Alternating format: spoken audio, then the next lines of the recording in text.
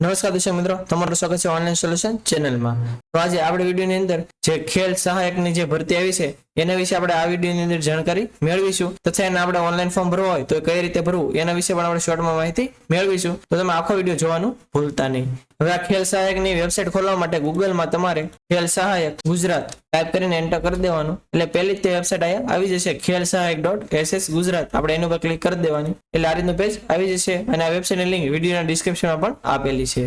તો જો આજે ખેલ સહાયકની વેબસાઇટ છે એની અંદર જે 2025 ની અંદર જે ભરતી આવી છે એના વિશે આપણે જો વધારે માહિતી જોતી હોય તો એ ત્રણ અલગ અલગ ઓપ્શન આપેલા છે। તમે એની ઉપર ક્લિક કરશો એટલે ત્રણ એની પીડીએફ ડાઉનલોડ થઈ જશે। એમાં પેલું છે ખેલ સહાયક એડવર્ટાઇઝમેન્ટ, એની ઉપર ક્લિક કરશો એટલે આ રીતની શોર્ટ માહિતી આવી જશે। પછી છે ઉમેદવાર માટે સૂચના, તો એની ઉપર ક્લિક કરશો આ રીતે ડિટેલમાં માહિતી આવશે। અને ત્રીજી છે શાળા વાઇઝ ખાલી જગ્યા, તમે એની ઉપર ક્લિક કરશો એટલે ડિસ્ટ્રિક્ટ વાઇઝ અને તાલુકા વાઇઝ જેટલી પણ સ્કૂલની અંદર હાલમાં ખેલ સહાયકની જે જગ્યા ખાલી છે એની બધી માહિતી આવી જશે।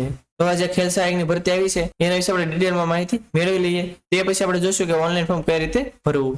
તો જો પ્રાથમિક શાળા માટે જે ખેલ સહાયકની ભરતી આવી છે એના ફોર્મ 1/3/2025 એટલે કે 1 માસથી આના ફોર્મ ભરવાના શરૂ થઈ ગયા છે અને 7/3/2025 એટલે કે 7 માર્ચ સુધી આના ફોર્મ ભરવાના શરૂ રહેશે। તો 7 દિવસ જેવો આપણને ટાઈમ આપવામાં આવેલો છે અને એના ફોર્મ છે એ આપણે આગળ જોઈએ એમ ખેલ સહાયકની જે વેબસાઇટ છે એની ઉપર ભરવાના થશે। પછી આની અંદર ફોર્મ ભરવા માટે શૈક્ષણિક લાયકાત શું માંગેલી છે તો જો લખેલું છે કે વર્ષ 2023 ની અંદર જે SAT એટલે કે સ્પોર્ટ એપ્ટિટ્યુડ ટેસ્ટ જે લેવામાં આવેલી હતી એ જો તમે પાસ કરેલી હોય તો એના બેઝ ઉપર તમે આની અંદર ફોર્મ ભરી શકશો। એ સિવાય બીજી કઈ શૈક્ષણિક લાયકાત જોશે એના વિશે કઈ ડિટેલમાં લખેલું નથી અને વેબસાઇટ ઉપર પણ ઘણું આપણે શોધેલું પણ કઈ મળેલું નથી। એટલે મોસ્ટલી જે પણ કેન્ડિડેટ SAT પાસ કરેલી છે તે આની અંદર ફોર્મ ભરી શકશે। અને એ ઉપરાંત જો કઈ શૈક્ષણિક લાયકાત જોતી છે તો એ તમે જ્યારે ફોર્મ ભરશો ત્યારે તમને ત્યાં માહિતી મળી રહેશે। પછી આની અંદર પસંદગી એટલે મેરિટ છે એ SAT એટલે કે સ્પોર્ટ એપ્ટિટ્યુડ ટેસ્ટ છે તમે આપેલી છે એની અંદર તમારે જે પણ માર્ક આવેલા છે એના આધારે તે આનું મેરિટ લિસ્ટ આખું બનશે। પછી તમે ફોર્મ ભરો અને તમારું મેરિટમાં નામ આવી જાય તો તમને SMS દ્વારા જાણ કરવામાં આવશે અને વેબસાઇટ ઉપર પણ આખી માહિતી મૂકવામાં આવશે। અને જો તમારું મેરિટ યાદીમાં નામ આવી જાય તો જે પણ સમયગાળો આપેલો હોય એ સમયગાળાની અંદર તમારે ડોક્યુમેન્ટ વેરિફિકેશન કરાવવાનું થશે અને એ બધી માહિતી છે એ તમને આ જે ખેલ સહાયકની વેબસાઇટ છે એની અંદર મળી રહેશે। પછી આની અંદર આપણને કેટલો પગાર આપવામાં આવશે તો જો લખેલું છે કે દર મહિને આપણને 21,000 રૂપિયા આપવામાં આવશે। પછી આ છે વય મર્યાદા, તો જો લખેલું છે કે ઉમેદવારની મહત્તમ વય મર્યાદા 38 વર્ષ હોવી જોઈએ એટલે કે 38 વર્ષ સુધીના જે પણ કેન્ડિડેટ હશે એ આની અંદર ફોર્મ ભરી શકશે। પછી આ છે ભરવા પાત્ર જગ્યાઓ, તો આપણે આગળ જે આ લિસ્ટ જોઈ લો તો એની અંદર જે પણ સ્કૂલ આયા નામ આપેલા છે એની અંદર ભરતી કરવામાં આવશે। પછી કરારનો સમયગાળો એટલે કે આ જે ખેલ સહાયકની ભરતી છે એ 11 માસના કોન્ટ્રાક્ટ ઉપર કરવામાં આવશે એટલે તમારે 11 મહિનાનો કોન્ટ્રાક્ટ કરવામાં આવશે।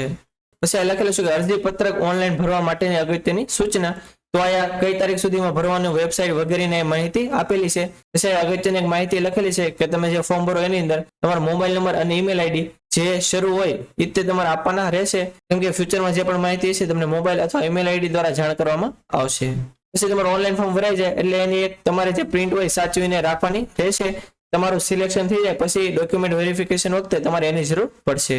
પછી આ અગત્યનું છે ગુણાંકન દર્શાવવા માટેની સૂચના, હવે ઇન કેસ કોઈને માર્ક અથવા પર્સન્ટેજ આપેલા હોય તો ફોર્મ ભરાય તો એ ડાયરેક્ટ એમાં એન્ટર કરી શકશે, પરંતુ ઘણાને CGPA અથવા CPI એવી રીતે કઈ જો તમને ગ્રેડ આપવામાં આવેલા હોય તો તમે જે ફોર્મ ભરો એની અંદર CGPA સિલેક્ટ કરીને તમારે જે CGPA આવેલા હોય એ તમારે દર્શાવવાના રહેશે। પછી ઇન કેસ કોઈ આની પેલા ખેલ સહાયકની અંદર જો અરજી કરેલી હોય અને 11 મહિના પૂર્ણ કરેલા હોય તો એને એક સંતોષકારકનું પ્રમાણપત્ર આપવામાં આવેલું હોય તો એને ફોર્મ ભરતી વખતે અપલોડ કરવાનું થશે। અને આ ઉપરાંત તમારે કમ્પ્યુટર અંગેની જાણકારી માટેનું પ્રમાણપત્ર પણ રજૂ કરવાનું થશે।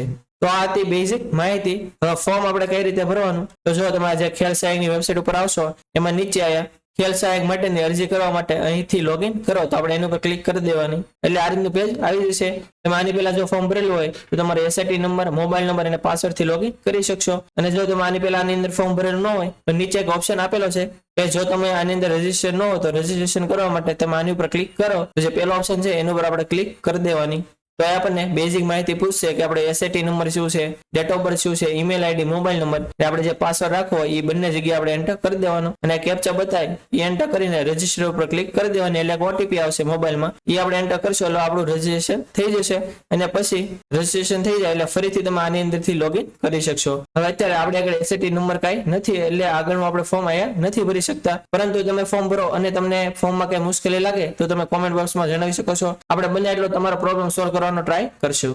તો આ તે સંપૂર્ણ માહિતી કે જે ખેલ સહાયકની ભરતી આવી છે એના વિશે. અને આ વિડીયો જો તમને સારો લાગ્યો તો વિડીયોને લાઈક કરી દેજો અને મેક્સિમમ લોકો સુધી શેર કરજો જેથી બધા લોકોને આની વિશે માહિતી મળી રહે. અને જો તમે આપણી ચેનલમાં ન હો, આપણી ચેનલ હજી સુધી સબસ્ક્રાઇબ ન કરી હોય તો ચેનલને સબસ્ક્રાઇબ કરવાનું ભૂલતા નહીં જેથી આવી જ માહિતી તમને સમયસર મળી રહે. અને આપણી ટેલિગ્રામ અને વોટ્સએપમાં પણ ચેનલ છે એની અંદર જો તમે જોડેલા ન હો તો નીચે ડિસ્ક્રિપ્શનમાં લિંક આપેલી છે એના પર ક્લિક કરીને તમે એમાં જોડાઈ શકો છો જેથી આવી જ માહિતી તમને સમયસર મળી રહે. તો આજ માટે બસ એટલું જ. મળશું આપણે નેક્સ્ટ વિડીયોમાં. ત્યાં સુધી બધાને જય હિન્દ.